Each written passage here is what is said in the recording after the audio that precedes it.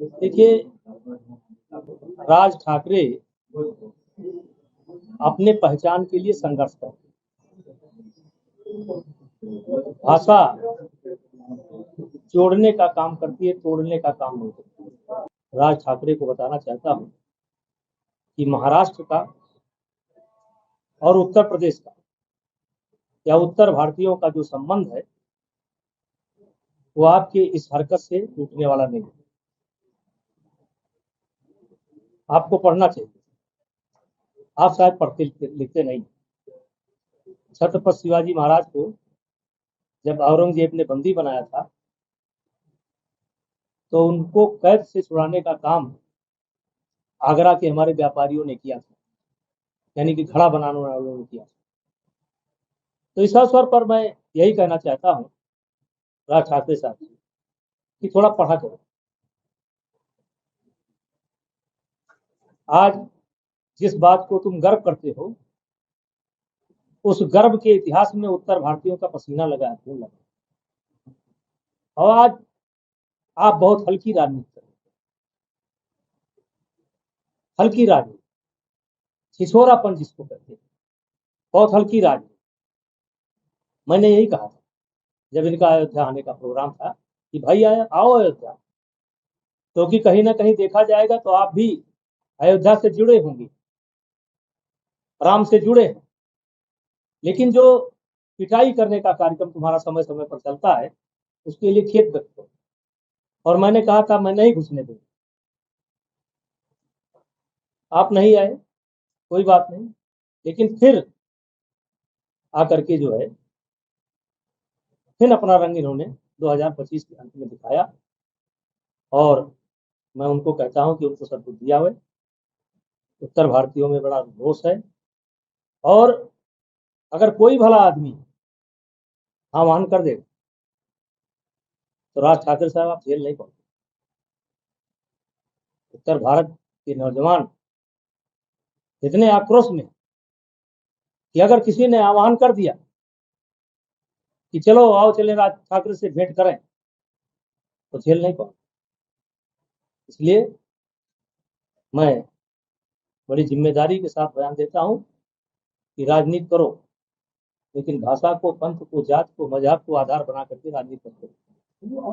तो इस समय जो कुछ संत हमको दिखाई पड़ते हैं जैसे प्रेमानंद जी, जैसे रितेश्वर महाराज, विद्यासागर जी, तो अपने राजन जी, कई संत ऐसे हैं जो बोलते हैं तो हमें, जो हम अपना समय इधर उधर बर्बाद करते हैं, क्यों ना उनकी बात सुने, सुनना चाहिए। नहीं नहीं नहीं, देखिए बागेश्वर बाबा का अपना एक है, अपना हिसाब किताब है, लेकिन उनका जरा नौजवान है अभी, जरा अभी कंट्रोल में कम। प्रेमानंद जी है, सब शांत हो चुके हैं। देखिए वो किसी के संज्ञान में नहीं। हम लोग भी इसी धरती पर रहने वाले हैं, आप भी इसी धरती रहने वाले हैं, वो किसी के संज्ञान में नहीं। ये बात आई, कानून उस पर जबरदस्त कार्रवाई कर रहा है, उत्तर प्रदेश सरकार जबरदस्त कार्रवाई कर रहा है। हम काम ही ऐसा करते हैं कि भाजपा वाले भी तारीफ करते हैं, सपा वाले भी तारीफ करते हैं। हम काम ही ऐसा करते हैं, हम समान दृष्टि से सबको देखते हैं। हम आलोचना भी किसी की करते हैं तो एक मर्यादा में रहकर करते हैं। देखिए, इससे एक बात निश्चित हो चुकी है कि राहुल गांधी और उनकी सहयोगी पार्टी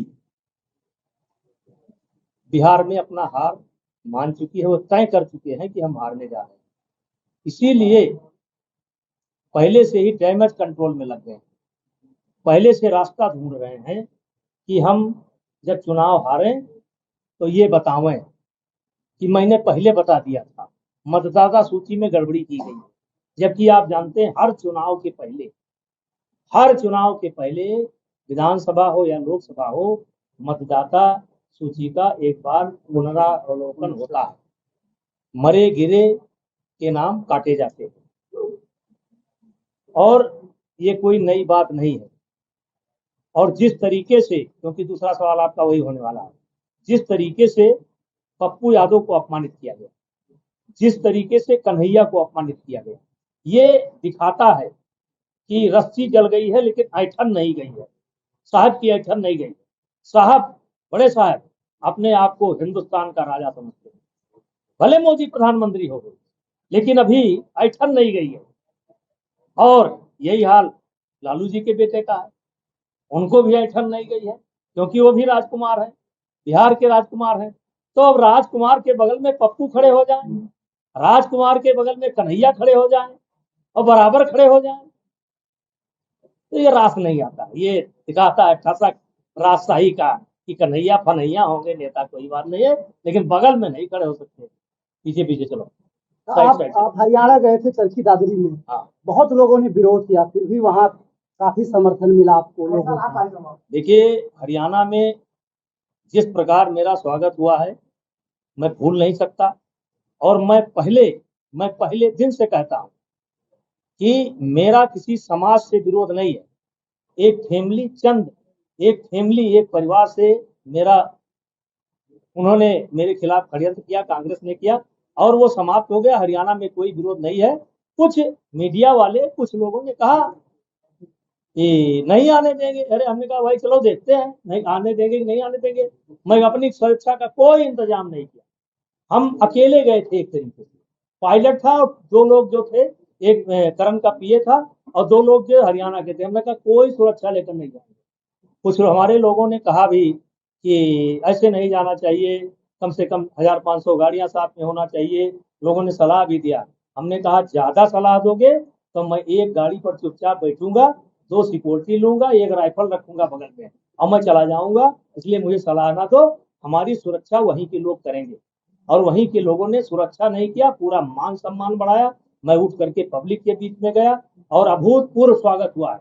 और मैंने भी कोशिश की कि हमारे भाषण से किसी का दिल न टूटे, किसी का अपमान ना हो। आपने पूरा भाषण सुना होगा। और हरियाणा मुझे बहुत प्रिय है। यहाँ से फिर कह रहा हूँ, खेल के मामले में हरियाणा मुझे बहुत प्रिय है। हरियाणा खेल का मुकुट है, खेल का बादशाह है, क्योंकि वहाँ की माताएं, वहाँ के गार्जियन जितना समर्पण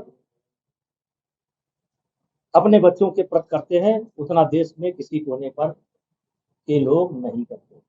इसलिए मैं हरियाणा की इज्जत करता हूँ और हरियाणा के खिलाड़ियों का इज्जत करता हूँ। फिर कह रहा हूँ, वहां मैं योगेश्वर दत्त का जो वर्ल्ड चैंपियन है, हरियाणा में बड़ा सम्मान है। हाथ पकड़ करके कहा था कि कोई बेइंसाफी नहीं होगी। फिर मैं कह रहा हूँ, जात के आधार पर, भाषा के आधार पर, मजाक के आधार पर, प्रांत के आधार पर किसी खिलाड़ी के साथ कोई अन्याय नहीं होगा।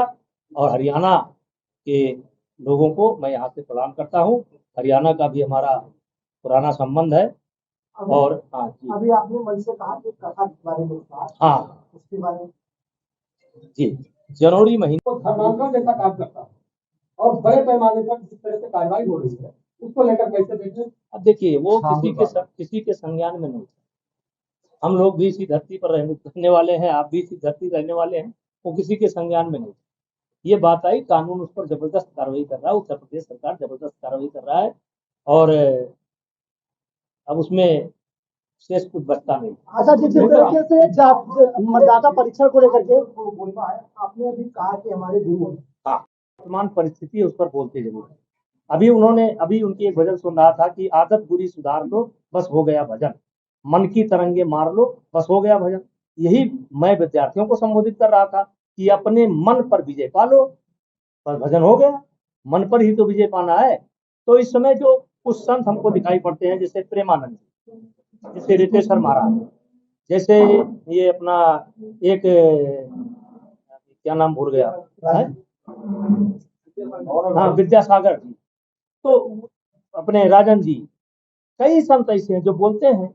तो हमें, जो हम अपना समय इधर उधर बर्बाद करते हैं, क्यों ना उनकी बात सुनना चाहिए। लेकिन उसी में एक संत है बागेश्वर बाबा।